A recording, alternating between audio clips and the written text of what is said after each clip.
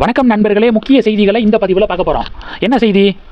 வருத்தத்தில் வானதி அக்கா, தமிழிசை அக்கா அப்படிங்கிறது முதல் டாபிக்கு. நேற்று வாக்குப்பதிவு முடிஞ்சிருக்கு. ஒவ்வொரு மாவட்டங்கள்லையும் எவ்வளவு சதவீத வாக்குகள் பதிவாயிருக்கு அப்படிங்கிற டேட்டாஸ் எல்லாம் வந்துருக்கு. தொகுதி வாரியாக, மாவட்ட வாரியாகலாம் வந்துருக்கு. அதில் சென்னை மாவட்டத்தை பொறுத்த வரைக்கும் சென்னையில் மொத்தம் 16 தொகுதிகள் இருக்குது. 80% மேலே சென்னையில் வாக்குகள் பதிவாயிருக்கு. கரெக்டாக சொல்லணும்னா 83% வாக்குகள் பதிவாயிருக்கு சென்னை மாவட்டத்தில். சென்னை மாவட்டத்தில் இருக்கக்கூடிய தொகுதியான மயிலாப்பூரில் பார்த்தீங்கன்னா 74%. சென்னை மாவட்டத்தில் இருக்கக்கூடிய மொத்த தொகுதியிலேயே மயிலாப்பூரில் தான் ரொம்ப கம்மியான வாக்குகள் பதிவாயிருக்கு, 74%. அந்த மயிலாப்பூர் தொகுதியுடைய பாஜக வேட்பாளர் தான் தமிழிசை அக்கா. அடுத்து கோவை மாவட்டத்தில் 84% வாக்குகள் பதிவாயிருக்கு. கோவை மாவட்டத்தை பொறுத்த வரைக்கும் மொத்தம் 10 தொகுதிகள் இருக்குது.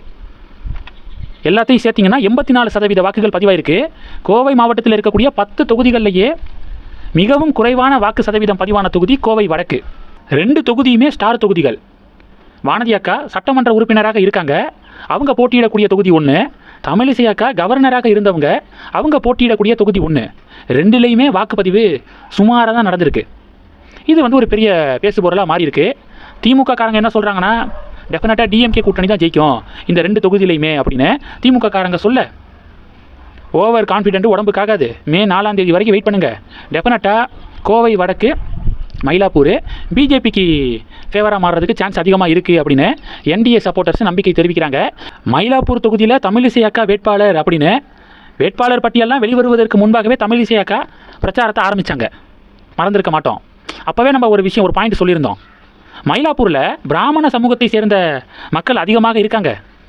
பாஜக பிராமண சமூகத்தை சேர்ந்த ஒருவரை வேட்பாளராக மயிலாப்பூரில் முன்னிறுத்திருந்தால் நல்லா இருந்திருக்கும். ஏன்னா எல்லா சமூகத்துக்கும் பிரதிநிதித்துவம் அப்படிங்கிறது கட்டாயமாக இருக்கணும். டெஃபினட்டாக பிராமண சமூகத்துக்கும் பிரதிநிதித்துவம் கண்டிப்பாக இருக்கணும். பிராமண சமூகத்தை சேர்ந்தவர்களும் சட்டப்பேரவைக்குள்ளே போகணும். அப்படி இருக்கும்போது நீங்கள் டிவிக்கே பார்த்தீங்கன்னா பிராமண சமூகத்தை சேர்ந்தவர் தான் கேண்டிடேட்டு. நாம் தமிழர் கட்சியும் பிராமண சமூகத்தை சேர்ந்தவர் தான் கேண்டிடேட்டாக முன்னிறுத்தியிருக்காங்க. திமுக கூட்டணி பிராமண சமூகத்தை சேர்ந்தவருக்கு சான்ஸ் கொடுக்கல. என்டிஏ அட்லீஸ்ட் கொடுத்துருக்கணும் அப்படின்னு சொல்லிட்டு நம்ம ஒரு வீடியோ கூட போட்டிருந்தோம். உமா ஆனந்தன் இருக்காங்களே, சென்னை மாநகராட்சியில் கவுன்சிலர் உமா ஆனந்தன், பாஜகவை சேர்ந்தவங்க. இல்லை எஸ்ஜி சூர்யா அவர்கள், இவங்களுக்கு மயிலாப்பூர் தொகுதியில் போட்டியிட வாய்ப்பு கொடுத்துருக்கலாம். அந்த 2 பேரில் யாராவது ஒருத்தங்களுக்கு வாய்ப்பு கொடுத்துருக்கலாம். தமிழிசை அக்காவுக்கு வேறு ஏதாவது தொகுதி ஒதுக்கியிருக்கலாம். தமிழிசை அக்கா நாடார் சமூகத்தை சேர்ந்தவங்க. அந்த சமூக மக்கள் அதிகமாக இருக்கக்கூடிய தொகுதியாக பார்த்து தமிழிசை அக்காவுக்கு சீட்டு ஒதுக்கியிருக்கலாம். நம்ம முன்னாடி பேசின விஷயந்தான். ஸோ இப்போ பொறுத்திருந்து பார்க்கலாங்க. ஆக மொத்தம் மயிலாப்பூர் மற்றும் கோவை வடக்கில் ஓட்டிங் பர்சன்டேஜ் கம்மியாக தான் போலாயிருக்கு. இது ஒன்று. ரெண்டாவது என்ன பார்க்க போகிறோம் அப்படின்னா, சென்னையை பொறுத்த வரைக்குமே 2016, 2021 கம்பேர் பண்ணும்போது இப்போ வாக்குகள் கம்மியாக தாங்க விழுந்திருக்கு சென்னையில்.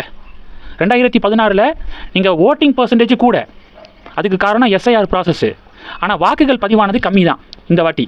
2016 24,30,000 வாக்குகள் பதிவாயிருக்கு. 2021 24,16,000 வாக்குகள் பதிவாயிருக்கு.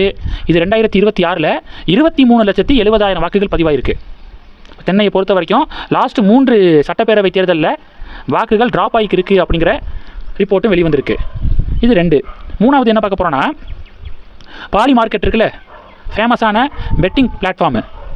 வெஸ்ட் பெங்கால் எலெக்ஷன் தொடர்பாக பெட்டிங் நடந்துக்கிருக்கு. அதாவது அமெரிக்காவில் இயங்கக்கூடிய முக்கியமான பெட்டிங் பிளாட்ஃபார்மில் வெஸ்ட் பெங்கால் தேர்தல் தொடர்பாக பெட்டிங், பிஜேபி ஜெயிக்குமா டிஎம்சி ஜெயிக்குமா அப்படிங்கிற இந்த பெட்டிங்கில் பிஜேபி தான் ஜெயிக்கும் அப்படின்னு 50% மேலே பெட்டு கட்டியிருக்காங்க மக்கள். தொடர்ந்து மோடியும் அமித்ஷாவும் வெஸ்ட் பெங்காலில் முகாமிட்டு தேர்தல் பரப்புரையில் ஈடுபடுறதை பார்க்கும்போது பாஜக தொண்டர்களுக்கு நம்பிக்கை பிறக்குது.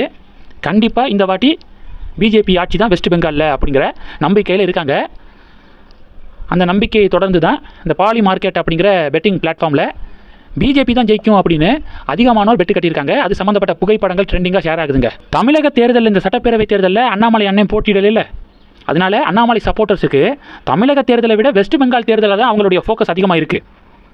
வெஸ்ட் பெங்காலில் பிஜேபி ஆட்சியை பிடிச்சே ஆகணும் அப்படின்னு ஆசையில் இருக்காங்க. பதிவுகள் போடுறதை பார்க்குறோம். அந்த வகையில் வரக்கூடிய சர்வே முடிவுகள்லாம் பிஜேபிக்கு ஃபேவராக மாறி இருக்கு. இதுக்கு முழு காரணம் லாஸ்ட் 10-15 நாட்களில் மோடியும் அமித்ஷாவும் அங்கே மேற்கொண்ட தொடர் பரப்புரைகள் தான் காரணம் அப்படின்னு ரிப்போர்ட்ஸ் வந்துருக்கு. இந்த செய்திகள் எல்லாத்தையும் பற்றி உங்களுடைய பார்வைகளை மறக்காமல் கமெண்ட் பண்ணுங்கள். தொடர்ந்து கணக்கில் இருங்க. அடுத்தடுத்து நிறையா பதிவுகளை பார்க்க போகிறோம். நன்றி. ஜெய்ஹிந்த்.